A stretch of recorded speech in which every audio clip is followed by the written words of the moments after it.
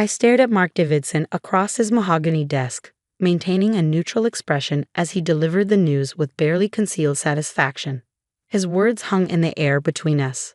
We're restructuring the department, and unfortunately, your position won't exist after next month. I see, I said quietly, watching his smirk grow wider. But before you go, he continued, leaning back in his leather chair, you'll need to train your replacement. Jennifer starts tomorrow. I expect you to show her everything about running our marketing division. Our marketing division. The irony of his words almost made me laugh. If only he knew. My name is Sarah Mitchell, and for the past 12 years, I've been the marketing director at Davidson Tech Solutions, or at least that's what everyone thought. The truth was far more interesting. 3 months ago, I had secretly purchased the entire company through a holding corporation I built over the years. Mark had no idea that the MKS Ventures that now own Davidson Tech was actually named after my initials, Sarah Catherine Mitchell. Of course, I replied, keeping my voice steady. I'll make sure Jennifer learns everything she needs to know. Mark nodded, clearly pleased with my docile response. Good.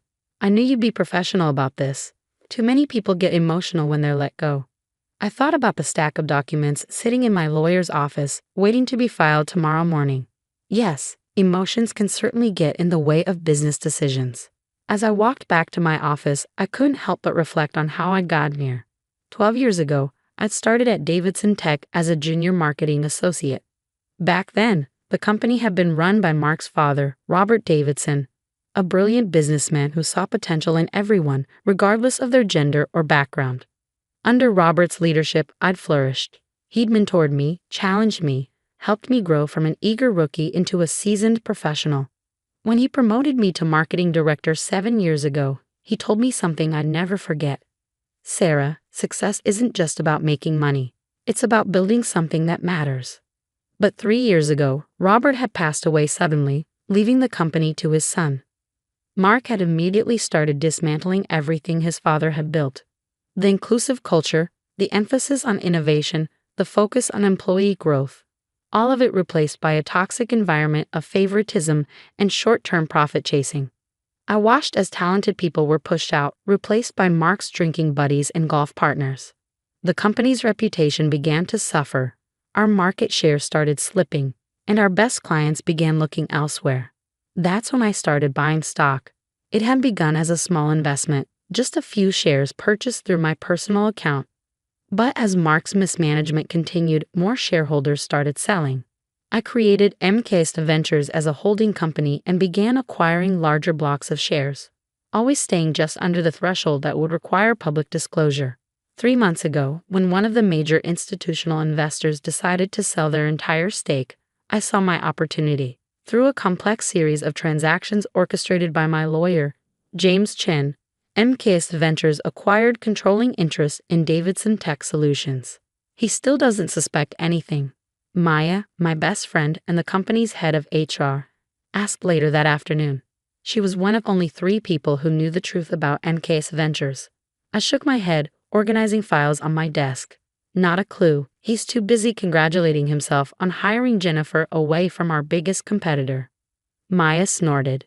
You mean the competitor that's been losing market share for the past 2 years? The one that's about to be investigated for financial irregularities? The very same. I smiled, thinking about the stack of research I had on both Jennifer and her former employer. Mark thinks he's making a power move. He has no idea what's actually happening. When are you going to tell him? Tomorrow morning. James is filing the paperwork first thing, and then we're calling an emergency board meeting. I paused, looking at the photo on my desk. Me and Robert Davidson at the company's 10th anniversary celebration. It's time to put things right. Maya nodded, understanding in her eyes. Robert would be proud of you, you know. You're not just saving his company, you're making it better. I felt tears prick at my eyes but blinked them away. There would be time for emotions later. Right now, I had work to do. The next morning, I arrived early. Jennifer was already waiting in the lobby, dressed in an expensive suit that screamed corporate climber. Her resume had looked impressive at first glance, but I knew better. I'd done my homework. Jennifer, I greeted her warmly. Welcome to Davidson Tech. I'll be showing you the ropes over the next few weeks. She barely concealed her condescension as she looked me up and down. That's very kind of you. Mark has told me all about the changes he's planning to implement. I bet he has, I thought, leading her to my office. Well, why don't we start with our current marketing strategy? I'm sure you'll find it enlightening. For the next 2 hours, I walked Jennifer through our campaigns, our client relationships, and our future plans. She interrupted frequently, making suggestions that showed she had no real understanding of our industry or our market position. These retention strategies seem very old-fashioned, she said, gesturing dismissively at a presentation I created. In my experience, aggressive acquisition is much more effective than maintaining existing relationships. I made a note on my pad. Her attitude was confirming everything my research had suggested about her previous employer's troubles. At 10 a.m., my phone buzzed. A text from James. Papers filed. Board members notified. Meeting set for 11. Jennifer, I said, standing up, I'm afraid we'll have to cut this morning's training short. There's an emergency board meeting I need to attend. She looked surprised. Board meeting. But Mark didn't mention. No, I smiled. I don't suppose he did. I left her to my office and made my way to the conference room. Mark was already there, face red with anger as he talked on his phone. What do you mean, emergency board meeting? I'm the CEO. I have to approve any board meetings. He looked up as I entered, covering the phone with his hand. Sarah, what are you doing here? This is for executives only. I know, I said calmly, taking a seat at the head of the table. That's why I'm here. Before he could respond, other board members began filing in. I recognized most of them. The old guard who had served under Robert, gradually pushed to the sidelines by Mark over the past 3 years. James Chen arrived last, carrying a thick folder of documents. He nodded to me as he took his seat. What's going on here? Mark demanded, looking around the room. I didn't authorize this meeting. No, I said, standing up. I did. The room fell silent as James began distributing documents to each board member. 3 months ago, I continued, my voice steady, MKS Ventures acquired controlling interest in Davidson Tech Solutions. As of this morning, that acquisition is complete and fully documented with the SEC. Mark's face went from red to white. MKS Ventures. But that's my company, I finished for him. Named after my initials, Sarah Catherine Mitchell. The board members were reading through the documents now, murmurs of surprise and understanding filling the room. This is impossible, Mark sputtered. You're just a marketing director. You can't afford to buy a company this size. I thought about the years of careful investment, the long nights spent studying financial reports, the strategic planning that had led to this moment. Actually, Mark, I can. And I did. I opened my own copy of the documents. Now shall we discuss the future of Davidson Tech Solutions? The look on his face was everything I'd imagined it would be, a mix of shock, rage, and dawning comprehension. But this wasn't about revenge. This was about something much more important. I pulled out Robert Davidson's old photo from my folder and placed it on the table. Your father built this company on principles of innovation, integrity, and respect for every employee. It's time to return to those values. Mark stood up abruptly, his chair scraping against the floor. This is ridiculous. I'll have my lawyers look into this immediately. There's no way this takeover is legal. James Chen cleared his throat. I assure you, Mr. Davidson, everything is perfectly legal. I've personally overseen every transaction. Would you like to see the documentation of how Ms. Mitchell acquired the shares? I watched as James methodically laid out the paper trail, every stock purchase, every filing, every legal document that proved MKS Ventures' legitimate acquisition of Davidson Tech Solutions. As you can see, James continued, his voice professionally neutral, Ms. Mitchell now owns 51% of the company's shares. The board has been called today to vote on new leadership. Mark's face contorted with rage. You sneaky little. I'd choose your next words very carefully. I interrupted, my voice cool. The board is watching. And they were. Every member sat alert, documents in hand, watching the drama unfold. Many of them had worked with Robert, had seen the company's decline under Mark's leadership.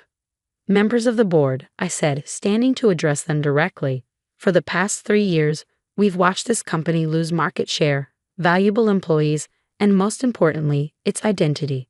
The culture of innovation and integrity that Robert Davidson built has been systematically dismantled. I began distributing another set of documents, charts showing the company's declining performance under Mark's leadership. Our profit margins have dropped 40% in 3 years. We've lost 12 major clients. Employee turnover is at an all-time high. But more than that, we've lost our way. The board members nodded, examining the numbers. They'd seen the decline firsthand, even if they'd been powerless to stop it. This isn't just about numbers, I continued. It's about who we are as a company. Robert Davidson built this company to be more than just another tech firm. He wanted to create something that mattered. Oh, spare us the sentimental garbage, Mark spat. Business is about profit, not your precious feelings about my father. A board member, Janet Chen, no relation to James, spoke up. Actually, Mark, business is about sustainable growth and strong leadership. Something we haven't seen much of lately. Others began nodding in agreement. The tide was turning. I moved to vote on new leadership, Janet said firmly. I second the motion, another board member added. Mark looked around wildly, realizing he was losing control. You can't do this. I'm a Davidson. This is my company. No, I said quietly. It was your father's company, and he knew that leadership isn't inherited. It's earned. The vote was quick and decisive. Within 15 minutes, Mark Davidson was no longer CEO of Davidson Tech Solutions. Security was called to escort him from the building, his face purple with rage as he shouted threats about lawsuits and revenge. As the board filed out, Janet stayed behind. That couldn't have been easy, she said, squeezing my shoulder. But it was necessary. I nodded, feeling the weight of responsibility settling on my shoulders. The hard part's just beginning. And it was. The next few weeks were a whirlwind of activity. First, there was Jennifer to deal with. She'd been hired by Mark specifically to replace me, but her contract hadn't been finalized. After a brief conversation where I outlined my concerns about her previous employer's practices, she decided to pursue other opportunities. Then came the task of rebuilding. Maya and I worked late into the night, reviewing personnel files, identifying talented employees who'd been sidelined under Mark's leadership. Look at this, Maya said one evening, pulling up a file. Thomas Chen in engineering, he's been passed over for promotion 3 times, despite having multiple patents and excellent performance reviews. Let's set up a meeting, I replied. We need people like him in leadership positions. Slowly but surely, we began to reshape the company. I reinstated the mentorship program Robert had started. We revived the innovation lab that Mark had shut down. Most importantly, we started rebuilding the culture that had made Davidson Tech special. A month after the takeover, I sat in what had once been Mark's office, now significantly redecorated, reviewing our progress with Maya. Employee satisfaction scores are up 30%, she reported, and we've had 3 former employees reach out about coming back. I smiled, thinking about the changes we'd made. The office felt different now, more energetic, more alive. People weren't afraid to share ideas or raise concerns. But not everything was smooth sailing. Mark, true to his word, had his lawyers examine every aspect of the takeover. They found nothing irregular, but the scrutiny was stressful. Then there were the industry rumors he tried to spread, suggesting the company was unstable under new leadership. We answered those rumors with results. Within 6 months, we'd not only stabilized our market position but begun to grow again.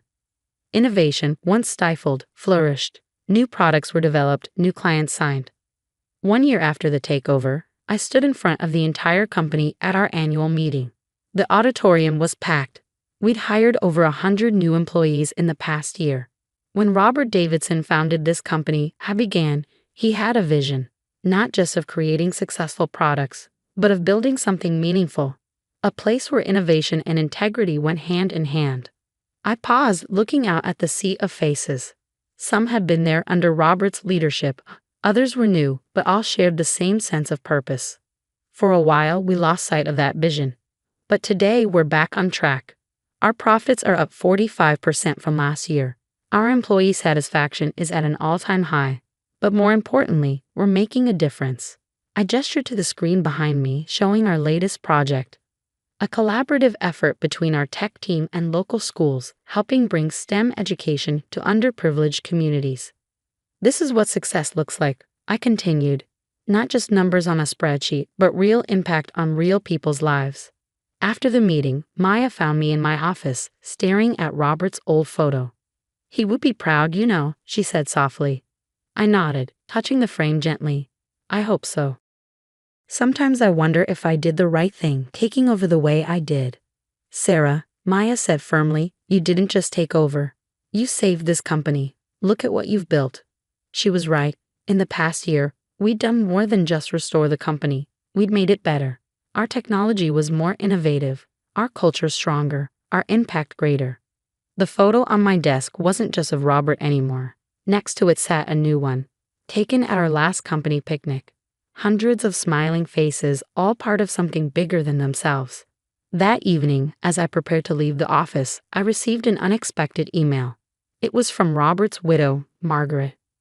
"Dear Sarah, I've been watching what you've done with the company this past year. Robert always said you were special, that you understood what Davidson Tech was really about. He was right. Thank you for keeping his dream alive and for making it even better. With gratitude, Margaret."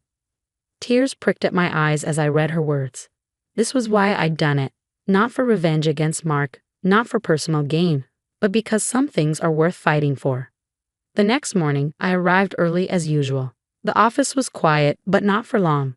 Soon it would be filled with energy, ideas, and possibility. As I walked to my office, I passed the wall where Robert's old motto hung. "Success isn't just about making money. It's about building something that matters." I smiled, thinking about how far we'd come. Mark had thought he was pushing me out, forcing me to train my replacement. Instead, he'd inspired me to become something more. Not just an employee, but a leader. Not just a marketer, but a visionary. Sometimes the best revenge isn't revenge at all. It's proving that you were right all along, that integrity, innovation, and respect aren't just nice words on a wall, but principles worth fighting for. As the office began to fill with employees, I heard the familiar buzz of creativity and collaboration. This was Robert Davidson's real legacy, not just a successful company, but a place where people could grow, innovate, and make a difference. And now it was my legacy too.